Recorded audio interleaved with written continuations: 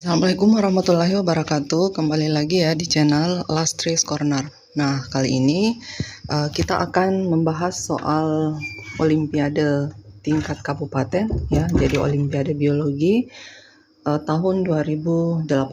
Jadi ini lanjutan dari video sebelumnya. Nah, di video kali ini kita akan membahas soal nomor 15 dan 16.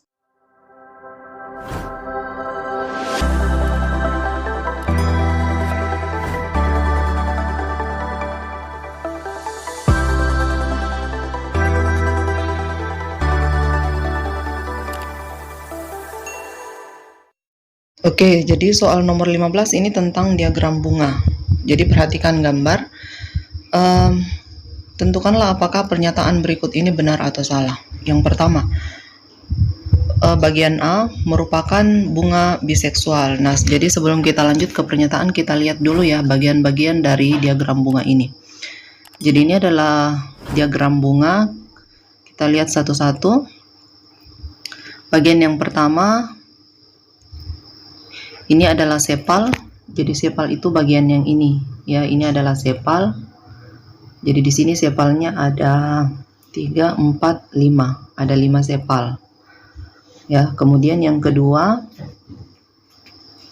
ada petal atau daun mahkota. Ini petalnya kalau kita hitung ada 2 lingkaran ya. Jadi ini lingkaran yang pertama, kemudian ya lingkaran yang kedua. Jadi petal ini yang panjang berwarna hitam. Ya, jadi ada 2 lingkaran atau 2 baris. Yang ketiga, ada ovarium. Ovarium ini sebagai alat reproduksi atau organ reproduksi betina. Ya, jadi alat untuk menghasilkan gamet betina. Kemudian yang keempat ada stamen. Stamen ini atau biasa juga kita sebut dengan benang sari. Ini merupakan organ reproduksi yang menghasilkan gamet jantan. Nah, pernyataannya adalah apakah dia merupakan bunga biseksual. Nah, ini pernyataannya betul. Ya, kenapa betul? Karena biseksual itu artinya dia mempunyai 2 organ reproduksi, jantan dan betina. Nah, di dalam bunga ini kita bisa perhatikan dia mempunyai organ reproduksi betina yaitu ovarium dan organ reproduksi jantan. Ya, jadi artinya dia masuk kategori biseksual karena organ reproduksi jantan dan betina itu terdapat di dalam satu bunga. Jadi tadi sudah dijelaskan ya, ovarium itu adalah organ reproduksi jantan, betina, sedangkan stamen itu adalah benang sari, itu adalah organ reproduksi betina, jantan. Oke. Bagian B merupakan bunga dari kelompok monokotil. Nah, sekarang kita lihat dulu. Jadi dari perbedaan antara tanaman monokotil dan dikotil itu bisa kita ketahui dari bunganya. Jadi ada beberapa perbedaan ya. Bisa dilihat dari batang, dari daun, dan dari bunga. Tapi karena di sini ditanyakan tentang bunga, maka kita akan singgung ya bagaimana perbedaan monokotil dan dikotil itu dari bunga. Nah, biasanya yang kita perhatikan itu adalah, jadi ini pernyataannya salah ya. Ini bukan kelompok monokotil. Kenapa salah? Tumbuhan monokotil itu dia mempunyai petal kelipatan 3. Ya, jadi 3, 6, 9. Nah, sedangkan di gambar di sini petalnya ada kelipatan 5 ya. Kita lihat ya kelipatan 5. Kita lihat ini 1, 2, 3, 4, 5. Ini di baris pertama. Di baris kedua 1, 2, 3, 4, 5. Artinya dia kelipatan 5. Artinya apa? Ini pernyataannya salah karena dia bukan kelipatan 3. Nah, yang kelipatan 5 itu adalah dikotil. Jadi pernyataannya salah. Oke, selanjutnya ya bagian C.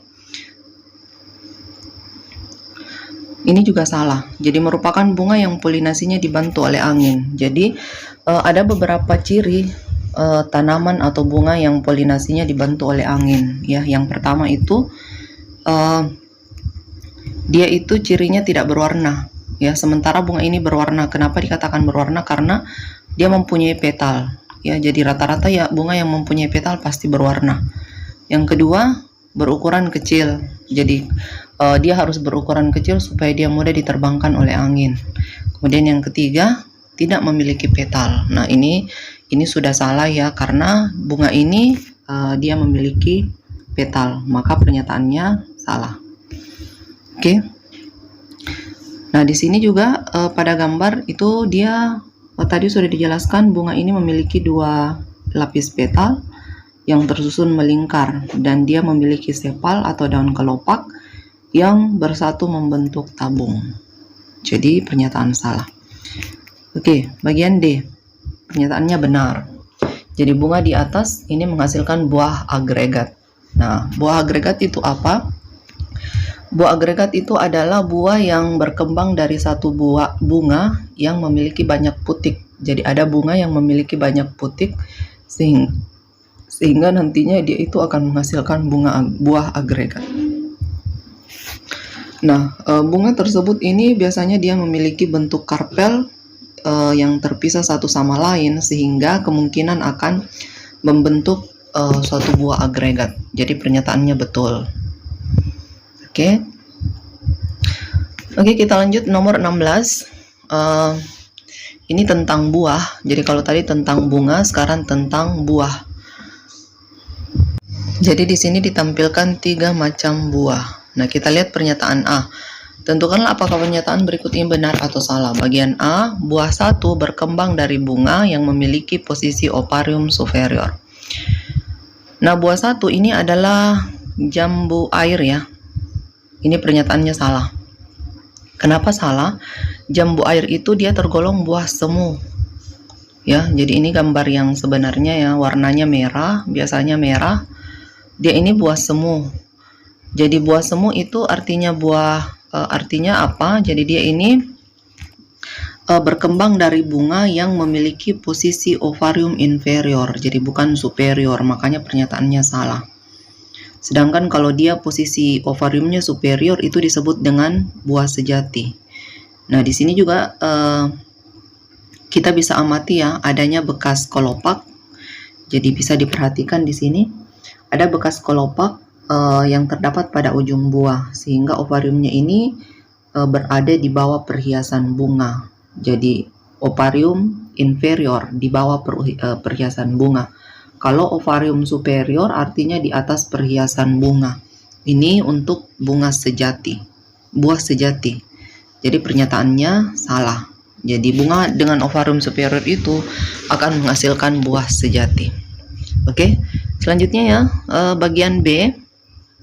Oh iya, di sini ada ciri buah sejati, berkas kelopak menempel pada tangkai buah sehingga ovariumnya itu berada di atas perhiasan bunga. Jadi ovarium superior. Bagian B, buah kedua ya. Jadi buah kedua yaitu buah stroberi. Ini berkembang dari satu bunga dengan banyak ovarium. Nah, di sini pernyataannya betul. Jadi buah kedua ini adalah buah stroberi. Ya, jadi buah stroberi ini ya, gambar yang berwarna. Pasti tidak ada yang tidak pernah melihat ya buah ini.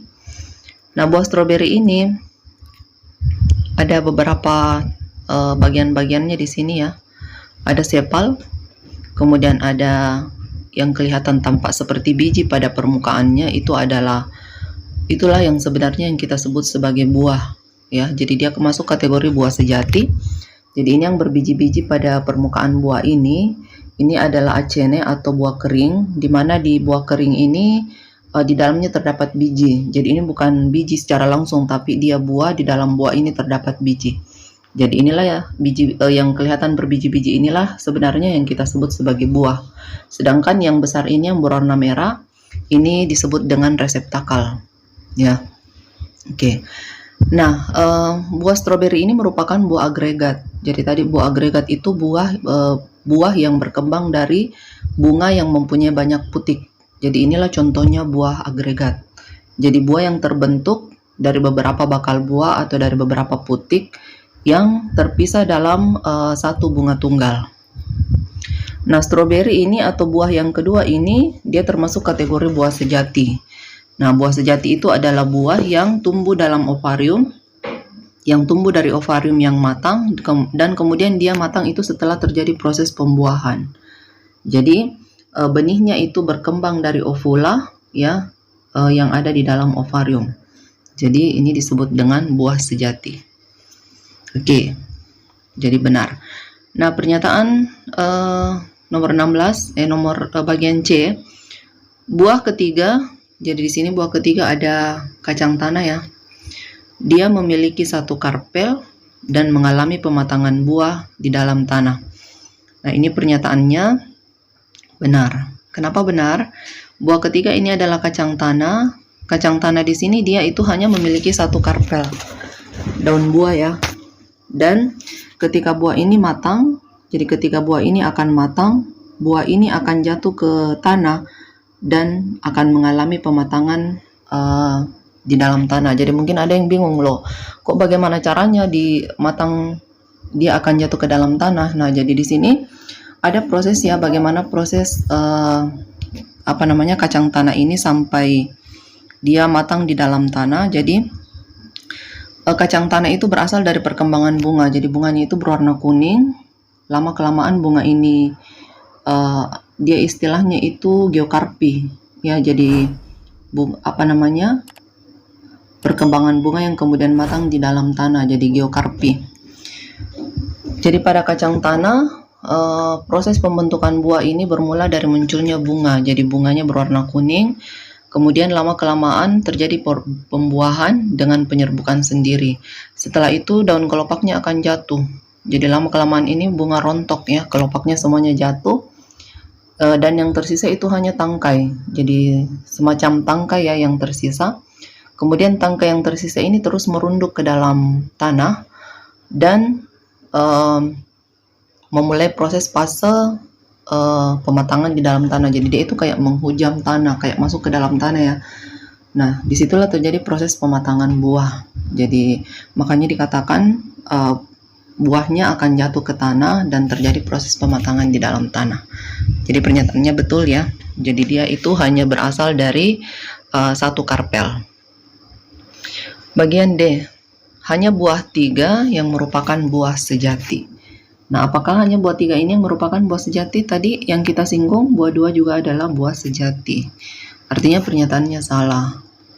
Ya, jadi di sini buah 2 dan buah 3, jadi stroberi dan kacang tanah ini adalah buah sejati. Sedangkan buah pertama, buah 1 itu jambu air, dia adalah buah semu.